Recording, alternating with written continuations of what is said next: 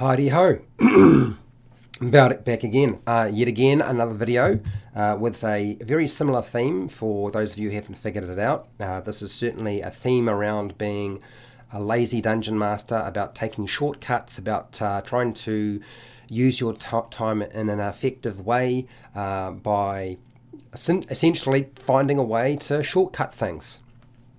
So that's what this video is all about today, and I've been trying to pull out from what I've done in the past and remember what I've done. The funny thing is when you do things, you don't necessarily sort of cotton on that these are techniques that maybe I should talk about.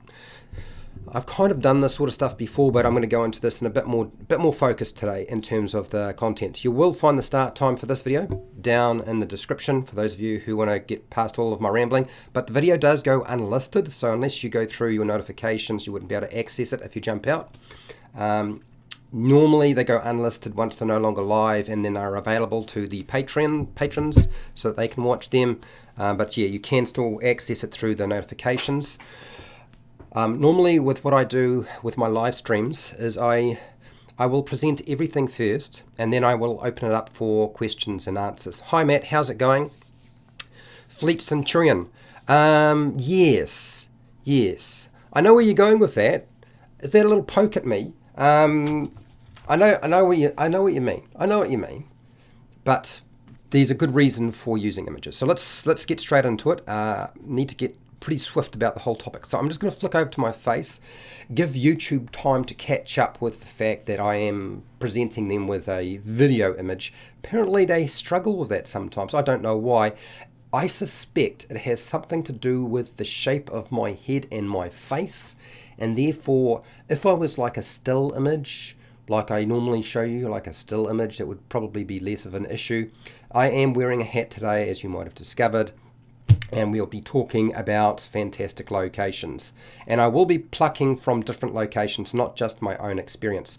Okay, I think we are pretty much all caught up. It looks like it's all working fine, which is nice. I'm happy for that. That's good news. All right, so let's get started, shall we? Hi, welcome to HowtoDandD. My name is Fred Wheeler, and today I want to talk about Dungeons and Dragons, but specifically the topic for today is pictures of fantastic locations are lazy. Really? They are lazy? I did not think they were. But anyway, so is the use of pictures or images of fantastic locations, is that a lazy way of operating as a dungeon master? Well, sometimes we're not all really good at art. Not always good at drawing out a picture of our own, or we don't have time. Even if we are, reasonable at turning out a picture and an image of a location that we want to sort of present to our players, we're not very good at that. And we've also got limited time, so we've got to try and get it all together and still run our game. So, is it lazy to use images and pictures? Well, yes, it is lazy. It certainly is. But it's also extremely smart. And I'll explain to you why I think it's a smart way to go. And certainly not for every dungeon master, I understand, but I feel like it is a good way of communicating a lot of information very quickly. You know the saying, a picture tells 1,000 words, or whatever you want to say, something like that. So pictures communicate a lot of information without having to make any kind of notes or say anything. You really don't have to say very much to a player or the character in any way, because the image itself has presented so much information already. And that kind of information can be with regard to structures, floors, walls, maybe a building or a number of buildings, the environments, the nature of the environments, any kind of hazards that might be actually visible currently, the type of light source we're dealing with, if it's dim light, dark, or it's brightly lit. Often a lot of the dimensions of that location are also communicated in the image. Now you might find yourself having to make a few notes with regard to dimensions if you're dealing with floor to ceiling heights, if it's not communicated with something to bear that communicates scale. So in other words, if you don't have like a figure beside it. But furniture, props, and other little bits and pieces within that environment, and an image is going to communicate an awful lot of information very, very quickly. It can communicate where there are trees and bushes, rivers, waterfalls. Now, one of the most common things to do in Dungeons and Dragons, and also when it comes to any kind of exploration, is to involve a waterfall, because every tramp you've ever gone on has a waterfall at the end. Well, that's been my experience anyway. But it is certainly a good way of operating. You put something there that's sort of fantastic and draws the player in. And if it draws the player in, you're drawing in their character, right? So things like smells and sounds and temperature still will need some sort of description. And you might need to write some notes, but there are usually tips within an image to give you an idea of how to communicate that kind of information if you need to. It's not always going to be required, but sometimes the picture itself communicates some of that information, so you don't have to worry about it. The great thing about an image and a picture is that it communicates nothing about treasure. There might be something that is completely visible, like some golden statues or a treasure hoard of some kind. But if there are treasures that you don't want to present to the players, often an image of a place will hide that. It won't necessarily reveal secret doors or where traps are. These are all essentially still hidden, and so therefore it doesn't break up your game, particularly if you want to keep them for later. And I can totally understand if you want to do something like that. It's going to showing the picture to the player is really important. So how do I do that? Because I don't have all that electronic stuff, Fred. Well, you can do a printout. Well, I don't have enough money to print out from my printer. I don't have the ink. I don't have the paper. I can't do that. That's not going to work. I can't use an image at my table. Not going to be practical. Or a laptop, if you have a laptop, great. A tablet, if you have a tablet. I used to use a tablet myself, where I would simply have an image, whole series of images on my tablet, flip it around, show it to my players, and then flip it back. It's a really good technique. But one of the things I think a lot of Dungeon Masters forget in terms of their tool set is they usually have a smartphone. So flip that smartphone around. Put the images on the smartphone. You can use the smartphone and describe what is in the image on the smartphone, and then just hand the smartphone to the players so they can have a look at the picture. Or you can do a quick description, like one sentence, and then go straight into that. So it's a great time saver. Using an image is a fantastic way of communicating a fantastic location or a location in your adventure without having to put in a lot of extra work. Now, if you do want to put in a lot of work, that's fine. But there are ways of getting around that. And there's some great people out there who've done a lot of work in terms of giving you tools that you can use. And I'm going to provide you with a couple of suggestions, but I'm also going to point you in the direction of what I consider to be one of the masters of being the lazy dungeon master. And we know who I'm talking about, okay? You know who I'm talking about. That has definitely got to be Sly Flourish. Sly Flourish has put out a book called Fantastic Locations. Now you can purchase this off Amazon, off his website, anything like that. And it has 20 sample locations that you can use. They're all fantastic in nature. He presents some really good ideas there, and it's broken down in such a way that it's not going to require you to do a lot of work, which is good. He's also put out a book called Return of the Lazy Dungeon Master, and I'm sure more than a few of you are familiar with Return of the Lazy Dungeon Master, or the first one he did, which was just called The Lazy Dungeon Master. Now there are a number of tips that Mike Shell or Sly Flourish provides in terms of how to create your fantastic location. And I would say it is broken down into 4 basic ideas. The first one being, give it an interesting name. Make it old and ancient. One of the easiest ways to make our location really, really exciting for players is to make it old and ancient. Make it big. Size matters. That, the saying that size matters came up, I think, with the old Godzilla movie that came out years ago that wasn't very good. But size does matter here. So making things big. And then you've got to ask yourself the question, what was it used for in the past? Has it been repurposed, or does it have the same purpose that it was designed for originally? So those are some of the aspects in terms of creating your fantastic location. Now, I know what you're thinking, but Fred, that's all very well, but I'm not very good at coming out with really fantastic locations. So where and how am I going to achieve this? Whereabouts can I go to make that work? Well, I want you to remember there are so many resources out there. You have access to the internet now, so you can use fantasy art. There's lots and lots of Dungeons and Dragons based fantasy art out there. So have a look around. You'll find more than a bit of it is actually in Magic the Gathering is a great place to go to get information with regard to this. So if you're worried about getting information and images and pictures and so forth, those are the places to go.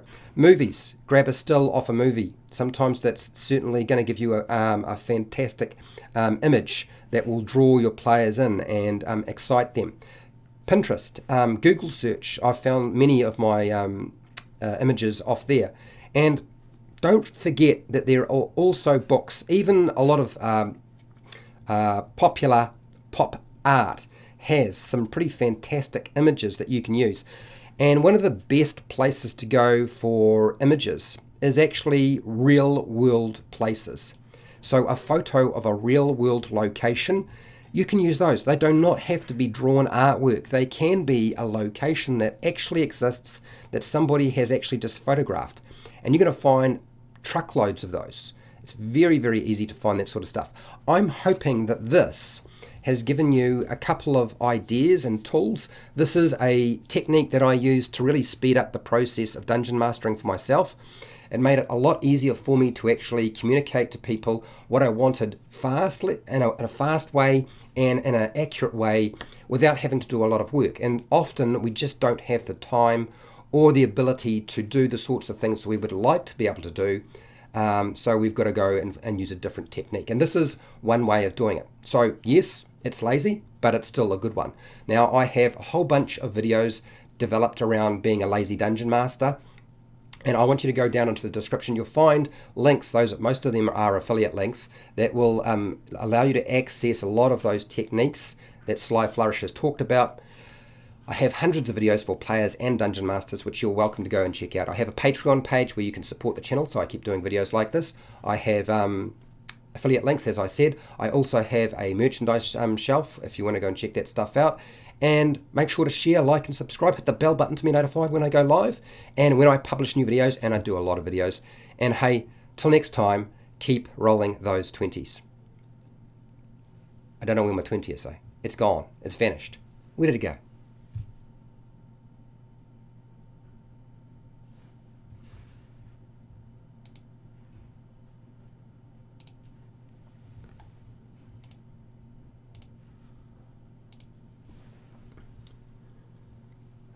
Okay, I'm not gone.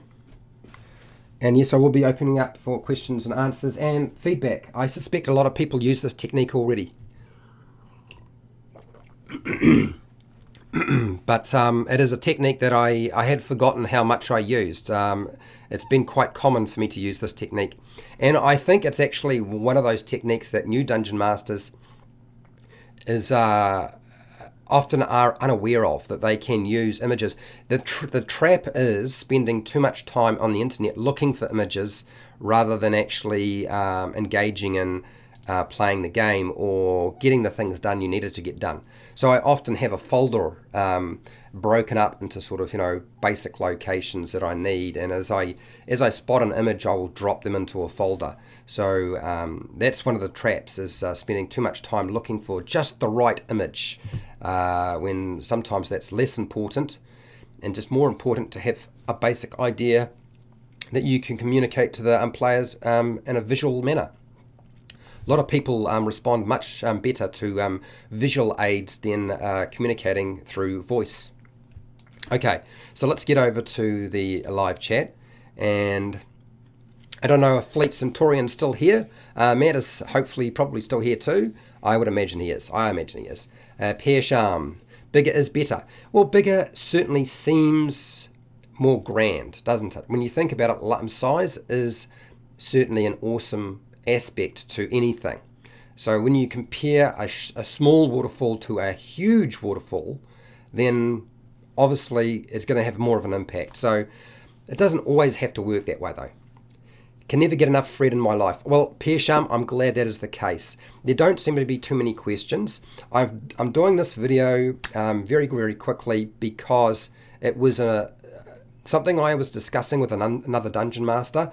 and how he approached running games online, actually, and how he used images. And I was thinking, actually, in the past when I was using digital aids more, I certainly used a lot more images than I use now. A lot of the time now, a lot of those images are images that I remember in my head rather than bring along with me. But it is still a really good technique to use. And to be fair, there's no excuse not to be able to present an image to the players, because even though a smartphone's not a particularly large device, it is big enough for them to look at. DM powwow. Yes, we had a DM powwow. Yes, I had a DM powwow on Friday as I was learning how to use Roll20. And a lot more to learn, but I'm getting there.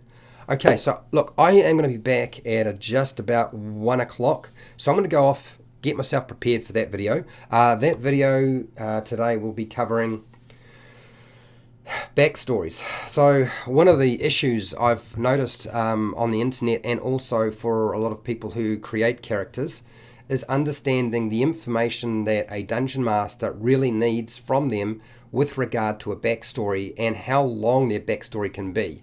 And I think a lot of people invest far too much time in something that really should be taking place as they play the game rather than before the game. So I'm going to break it down into the absolute nuts and bolts of what is required, and the rest is just cream on top. Piersham, have you ever taken a look at cinematic environments? Yep, I have.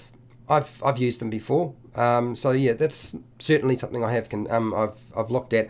I've pulled images from all over the place. Anything that would work. Anything else? Otherwise, I'm going to go and prep my next video topic, which should be in just over an hour and a half from now.